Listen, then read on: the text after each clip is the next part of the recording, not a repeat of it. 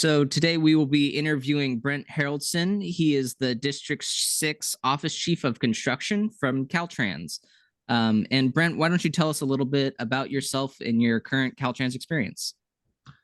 Sure. Thanks, Neil.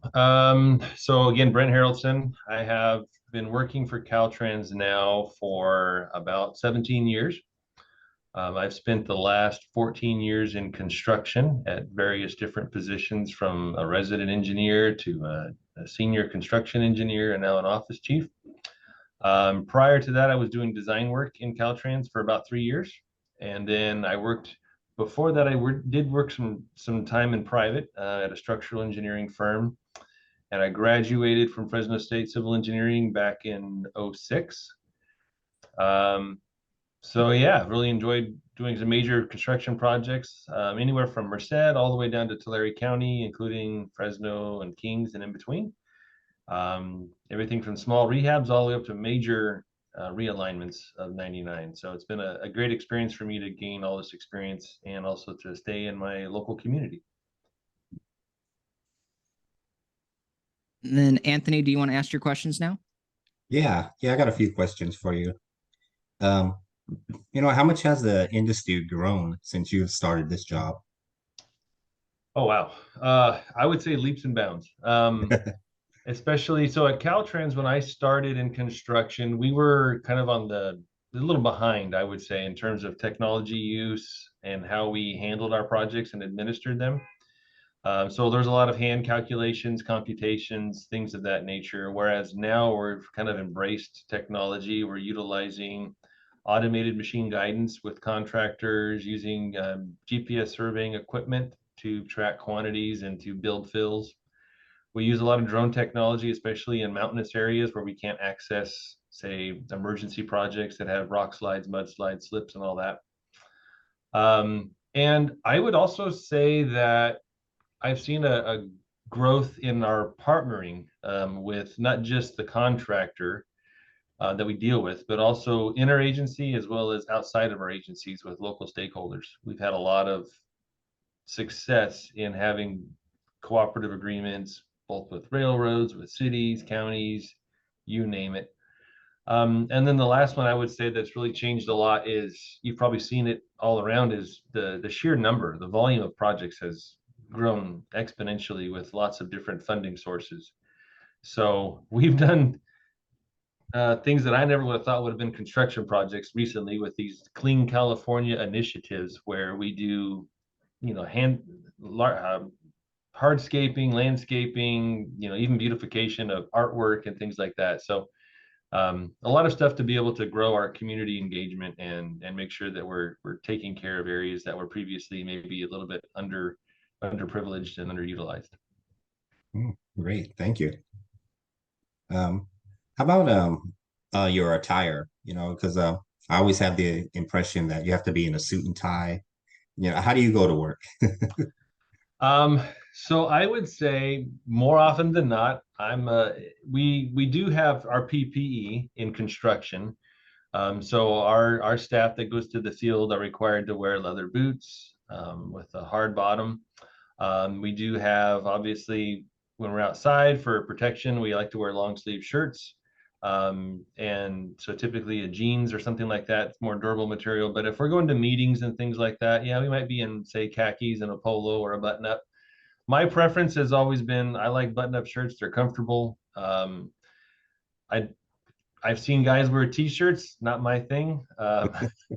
But we're a little less formal in construction than, say, in a design type setting where they're maybe wearing ties on occasions and things like that. But if I'm conducting interviews and whatnot, then yes, I do tend to dress more formally. But day to day, I would say we're comfortable in jeans and a polo or a buttoned up shirt, and people are pretty responsible for that type of attire.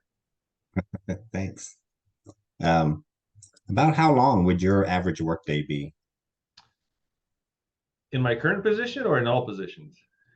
Let's say in your current position right now. So my current position, I would say it fluctuates, but an average day is probably anywhere from 8 to 10 hours. Occasionally, they might get a longer day of an 11-hour day or a 12-hour day, but those are kind of an exception. But I do try to keep it as close to 8 or 9 as possible so that I can go home to my family at a reasonable time.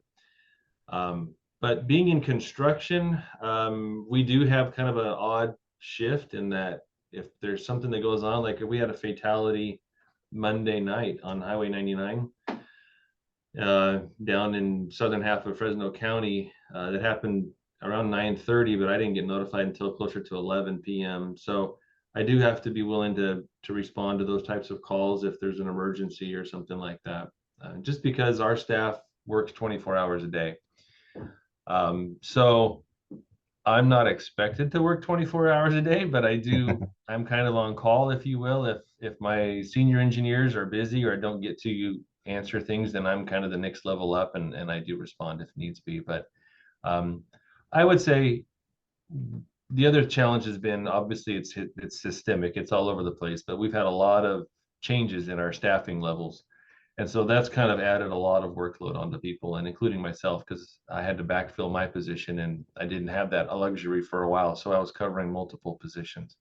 So that lent to longer work days as well. But I think I'm doing better. And I would say I'm more towards the 9-hour day instead of the 10 or 11-hour day. Yeah, thank you. And then what's some of the biggest challenges you face every day at work? Good question. So that also fluctuates. Some days it's, maybe there's some personnel issues where there's dealing with some challenges of, say, some supervisory or disciplinary actions. Some days it might be, there's we have a lot of vehicles in our fleet, so sometimes we're dealing with fleet concerns, not enough vehicles, broke down vehicles, which I delegate a lot of that, but sometimes I have to elevate to be able to get some answers more timely. Some days I spend, like right now, we're working on a lease for a new facility. So I've been spending a lot of time trying to make sure that I can cover all of our ducks so that we can be able to move to a newer facility that more accommodates our needs. And then I'm engaged on a higher level at project discussions. I would say that's probably a good 30% of my time is checking on status and progress of projects that are in design and in construction. And then if we have claims, I'm working with engineers to help resolve claims as early as possible. And then obviously if we go to arbitration, then I'm dealing with attorneys and depositions and stuff like that as well. And I also support my deputy who occasionally is out of town. So I'll, cover for him as well and handle some of his meetings and deal with executive staff as well.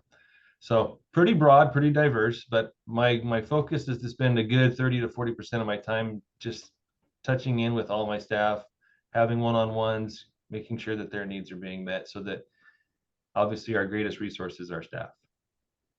Cool, thanks. I got one more question for you. Can you tell me a little bit about your career path, where you started and how you got to where you're at now? Sure. So I would say early on, even in high school, I had an affinity towards engineering. At that time, I was kind of interested in, I actually kind of liked aerospace for a little while, but I transitioned over to architectural a little bit. So I kind of had a desire for buildings. When I became a senior and I was looking at colleges and things like that, at that time, my abilities and had a single parent at that time. My mom was raising me. It was a little bit hard to think about moving away from home and just kind of picking up roots. So I started looking more heavily at civil engineering. And so that's how I started over at junior college, got my undergrads taken care of and transferred to Fresno State and went full speed ahead at civil engineering. Although when I was there, it was a little more challenging because they were a little light on faculty. They didn't have the same numbers they have today. So we didn't quite proceed at the same pace. So something that should only take, after having junior college credits, you should probably only be there 2, maybe 3 years. I was there 4 years to be able to get all of my upper division courses and stuff taken care of. I got my EIT, my FE taken care of my junior year while I was at Fresno State. And then right after that, in 2005, I started working as a senior at a local firm, GMA Engineering, on the north side of town, doing structural engineering. And then I worked with him all the way through my senior year and then into the summer after my senior year. And then I applied for and accepted a position at Caltrans in design. Followed a couple of other people that actually worked at that same firm over to Caltrans as well. And some followed me later on. So apparently they liked the idea of going to Caltrans. So I started off in design. I did design work on various different types of projects. I had an interchange project out in the coastal area near Salinas, actually near Watsonville. I did a lot of ADA design because we were kind of ramping up our rehabilitations for pedestrians. And I had an auxiliary lane project near Lompoc that I was working on as well.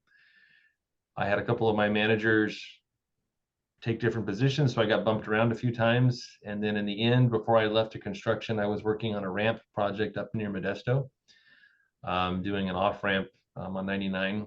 And then I moved into construction up in Madera, covering projects in Merced County, which is covered under a different district. That's actually out of Stockton, District 10. And I did probably, I don't know, 6 to 8 projects in that area, larger projects on Highway 140 in Merced. 99, I did 3 projects on 99. 2 are big realignment projects just north of Chowchilla all the way to Merced. Maintenance vehicle pullouts, did all sorts of things up there to have fun. And then in 2017, I moved from that district and in Merced County down to Fresno, and I covered projects starting in Tulare County, actually. I did the Betty Drive interchange project down on 99, and then roundabout on 198, Hanford Armona, as a resident engineer. And then I moved to several other projects, some rehabs way out on the west side of the valley near Kalinga. I did some work on 41 and also on 198. And then I jumped into becoming a senior construction engineer back in, I think it was 2019. I jumped into that arena. And so I did that for about 3.5 years or so, managing a lot more projects all over, mostly Fresno County, covering 168, 41, 180, 99, and even some other projects outside of my immediate area. And that allowed me to be able to develop more and to train and mentor resident engineers and other staff. And then just as recent as March, the end of March of this year, I applied for and was promoted to office chief. And so that expanded my territory from just Fresno County to including Madera, parts of Kings and Tulare as well. And it's been great. I would say Caltrans has awesome training opportunities to be able to provide engineers a vast, diverse experience, from different units of design work to we do a maintenance engineering program. We have asset management, program management. We have project management. There's so many different opportunities for engineers to grow, and we have a rotation for early on in the program, and I did that as well. That allows you to be able to be in design and construction, and then an elective division where you can choose. And then throughout that process, you have a mentor who sticks with you and answers questions for you. Your supervisor is still there to help you and guide you. But I would say that for me, I really enjoy the opportunities to mentor and to coach and to train engineers as they're coming up, so that everybody's unique, and I want to make sure that we match their skills with their assignments so that we can help them develop and grow and become the best engineers they can. Cool. Thank you, Brent. I'm going to hand it over to Neil this time. Sounds good. So I'm going to follow up that question with you've talked about your experience as the office chief, and you've talked a little bit about the experience as a resident engineer. What would be the main differences between a resident engineer or an RE and the office chief? Oh, quite a bit. So the way, just to give you a little understanding of how the hierarchy works there. So underneath, we have 2 office chiefs that cover the field in District 6. So I cover the north half, and my counterpart, Sam Dollywall, covers the south half of our district. So the 2 of us work hand in hand. We're always coordinating and discussing and collaborating. Under each of us, so I have 4 construction engineers, which are the senior level engineers, and they supervise directly the resident engineers. I also supervise, we call them senior resident engineers. So they're more of a specialist. So they're the same level as a construction engineer, but they don't supervise staff. So they're handling more complex projects, maybe a larger number of them as well. So I directly supervise them as an office chief. Currently I had 2, but one of them promoted or took a lateral to become a construction engineer. So I'm down to 1 right now, trying to backfill 2 more. So as a construction engineer, as a senior engineer, you're directly supervising the resident engineers, which are licensed professional engineers for the state. Typically, they'll have anywhere from 2 or 3, depending on the number of projects they have in their unit.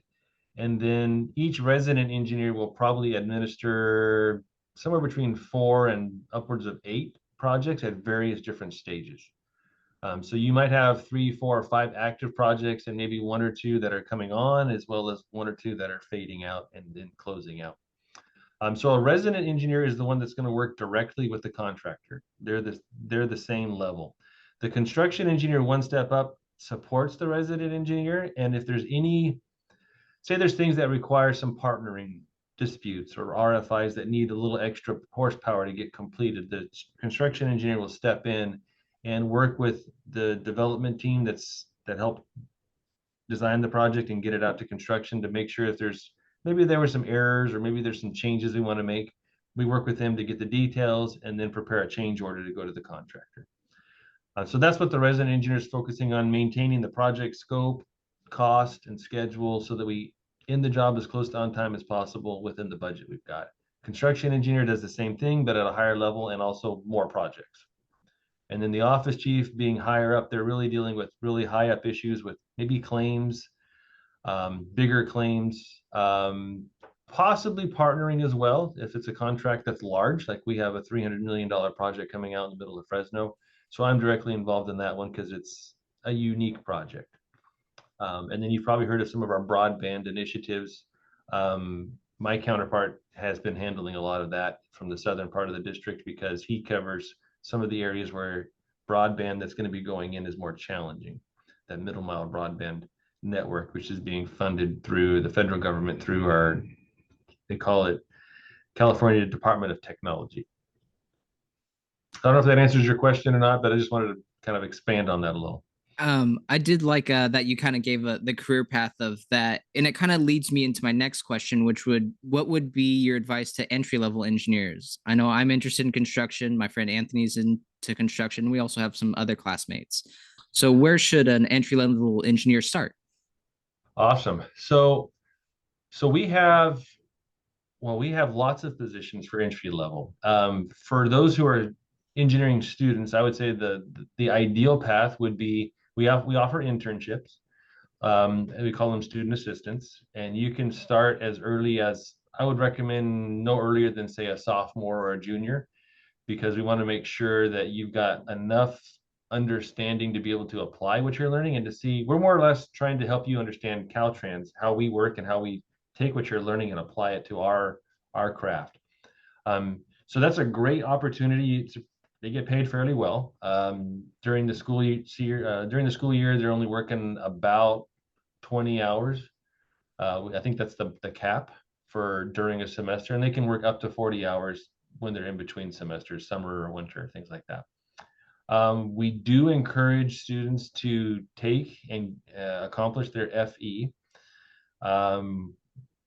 Technically, you can apply for Caltrans once you have received your certificate, your FE certificate. But obviously, we want to encourage you to finish your degree, to graduate and receive your diploma, because we want to make sure that you've fully finished your coursework. So that would get your foot in the door as a student assistant. I would recommend students be looking for positions by the time they're a senior, especially by your last semester, because it does take some time to get through that hiring process. And Caltrans is flexible on postponing start dates to allow a student to be able to wrap up, or even if they want to start work and maybe they're only taking a part-time semester or whatever, as students. We do offer a full-time position while students are still wrapping up some of their coursework. So the supervisor could have some flexible schedule there to be able to allow you to wrap it up. I would say if you're further out, I wouldn't be applying for full-time positions just because you don't want to compromise your ability to finish your degree, to accomplish your bachelor's. So Caltrans does look favorably upon student assistants when we're doing hiring because they obviously have some experience. Those who don't go that path but just want to get through all their coursework, same process. If you have either your degree or your FE certificate, you can apply for a full-time position. And then I would say the only challenges come if you're civil engineering is obviously that's the cream of the crop there. That's what we're after, is those who are focused on that, because transportation engineering, fits nicely into that platform. If you're a mechanical or an electrical, we do have electrical engineering positions. Mechanicals have to take what we call a hurdle exam, and that's so that they can show that they meet the requirements to be able to jump into a transportation engineering position. And we also do offer, it's basically, we offer like a mock interview for those. It's not done through Caltrans, it's done through a support group of employees who are willing to do that to help people prepare. And you might have heard of Isidro Perez. He's kind of one of the guys that has been putting that together. So kudos to him for doing that. It helps people both in Caltrans and those trying to get a job with Caltrans.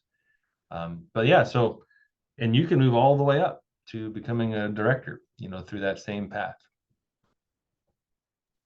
All right, Brent. Well, that pretty much sums up our interview. I appreciate your time and hope to see you in the future. Great. Thanks for taking the opportunity to meet with me. Yeah, thank you very much, Brent. Most welcome.